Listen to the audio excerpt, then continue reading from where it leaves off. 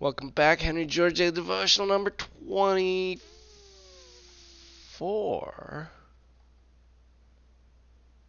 Yes. And we were just about to find out what Mr. Buckle thought about the pressure of population upon subsistence. Here we go. He says in his History of Civilization in England, Volume 3, Chapter 5, quote, "Scarcely had the 18th century passed away when it was decisively proved that the reward of labor depends solely on two things, namely, the magnitude of that national fund out of which all labor is paid, and the number of laborers among whom the fund is to be divided.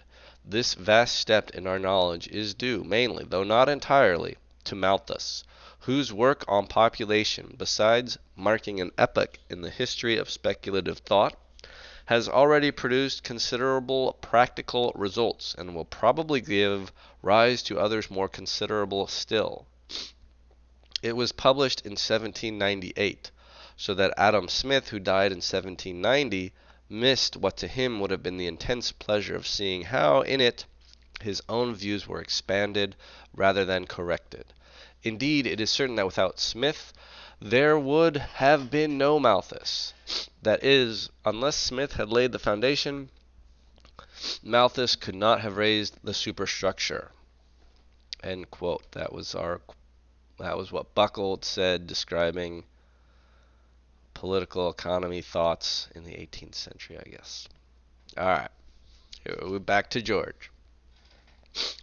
The famous doctrine which ever since its enunciation has so powerfully influenced thought, not alone in the province of political economy, but in regions of even higher speculation, was formulated by Malthus in the proposition that, as shown by the growth of the North American colonies, the natural tendency of population is to double itself at least every 25 years, thus increasing in a geometrical ratio, while the subsistence that can be obtained from land under circumstances the most favorable to human industry could not possibly be made to increase faster than an arithmetical ratio, or by an addition every 25 years of a quantity equal to what it at present produces." End quote. Or new quote now. "The necessary effect of these two different rates of increase when brought together," Mr. Malthus naively goes on to say, "will be very striking."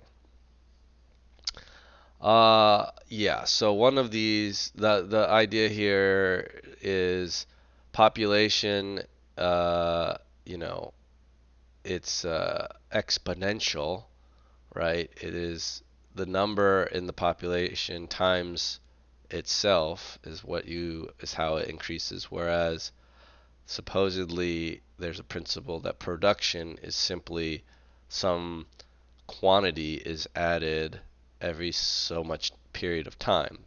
Doesn't matter how much there currently exists, you're just always adding some new amount. And so, yeah, in math terms, in the limit, uh, one of these is going to outpace the other, the exponential. But I'm no mathematician. All right, we're going to continue with this quote from Malthus, I guess this is. Yes. Here's what Malthus says. "Let us call the population of this island 11 millions, and suppose the present produce equal to the easy support of such a number. In the first 25 years the population will be 22 millions. That would be double of 11. And the food being also doubled, the means of subsistence would be equal to this increase. In the next 25 years, the population will be 44 millions, and the means of subsistence only equal to the support of 33 millions. Yes, every 25 years, we're adding 11 million in production, but we're doubling the population." That is what Malthus is taking us through. "In the next period, the population will be equal to 88 millions, that is 44, doubled, and the means of subsistence just equal to the support of half that number." Yes, we would have been at what were we, 30, we were 11, 22, 33, 44, or 30.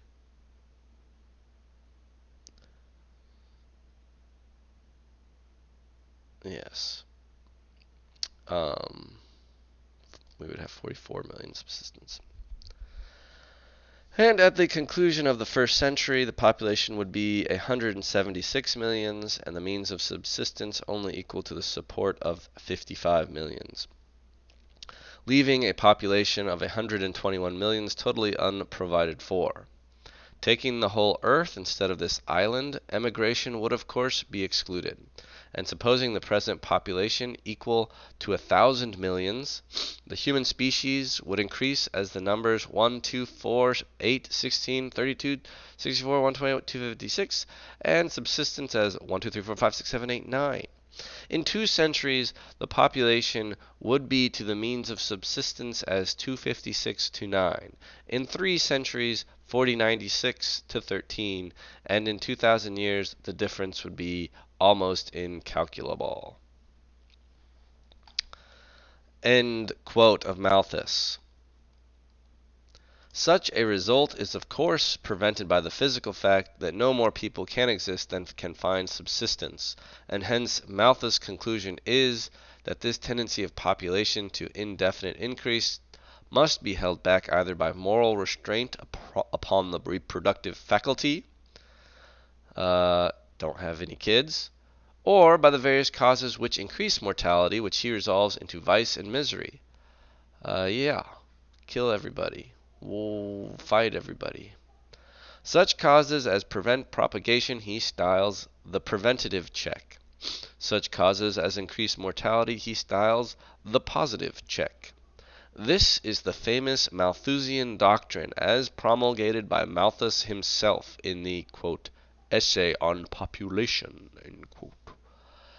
It is not worth while to dwell upon the fallacy involved in the assumption of geometrical and arithmetical rates of increase, a play upon proportions which hardly rises to the dignity of that in the familiar puzzle of the hare and the tortoise, in which the hare is made to chase the tortoise through all eternity without coming up with him.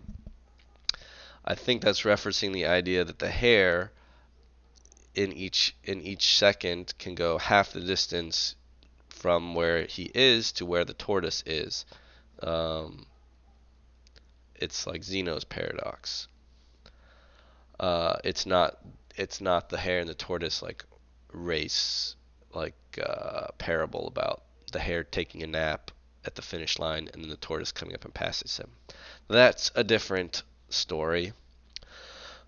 Back to George. For this assumption is not necessary to the Malthusian doctrine, or at least is expressly repudiated by some of those who fully accept that doctrine, as for instance John Stuart Mill, who speaks of it as, quote, an unlucky attempt to give precision to things which do not admit of it, which every person capable of reasoning must see is wholly superfluous to the argument.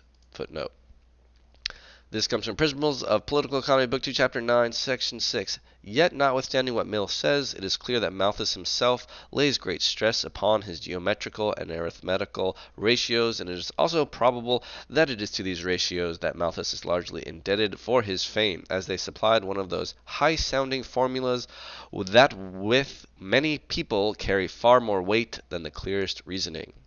Yes, tricking people with fancy math functions. That has been the career of economists since time immemorial. Back to what Mill was saying. We're in the middle of John Stuart Mill's quote, and he continues. The essence of the Malthusian doctrine is that population tends to increase faster than the power of providing food. And whether this difference be stated as a geometrical ratio for population and an arithmetical ratio for subsistence, as by Malthus, or as a constant ratio for population and a diminishing ratio for subsistence, as by Mill, is only a matter of statement. I guess we're back to George. I guess this John Stuart Mill quote ended at this footnote, and the Yeah, this text I read of Progress and Poverty has a lot of clerical errors. Whatever technique they use to like scan optical whatever to scan the actual documents, the book, it didn't go super smoothly. Maybe one day I will copy the book to a digital format. No. Although, yeah, if you just, man, if I were just like marking this as I went through with where I'm finding typos and stuff. Hello, throw me away 9001. This is one of your favorite parts of Progress and Poverty. It's hard for me to pick a favorite. It's all so good. Um, yeah. Oh well, I have not noted where I found typos, and I'm not going back now. But maybe I could consider. No. Anyway, the vital point on which both agree, and this is George speaking again, is, to use the words of Malthus, that there is a natural tendency and constant effort in population to increase beyond the means of subsistence. All right, that's what we're going to take. That's what George is going to take as Malthus's view.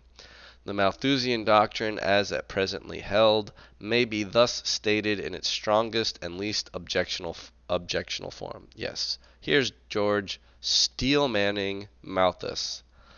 That population, constantly tending to increase, must, when unrestrained, ultimately press against the limits of subsistence, not as against a fixed, but as against an elastic barrier, which makes the procurement of subsistence progressively more and more difficult. And thus, wherever reproduction has had time to assert its power and is unchecked by prudence, there must exist that degree of want which will keep population within the bounds of subsistence. And that will do it for episode 24 of the Henry George Daily Devotional. Burr, burr, burr.